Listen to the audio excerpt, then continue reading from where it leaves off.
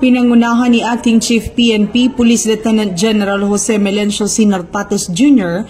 ang turnover of office ceremony para sa Directorate for Operations kahapon, ika-10 ng Setyembre sa PNP Multipurpose Center Camp Brigadier General Rafael Ticrame. Sa naturang seremonya, formal na isinagawa ang turnover ng pamumuno mula kay Police Major General Nicolas S. Salvador, outgoing Director for Operations, patungo kay Police Major General Ronnie Francis M. Cariaga, na ngayon ay nagsisilbing Acting Director for Operations.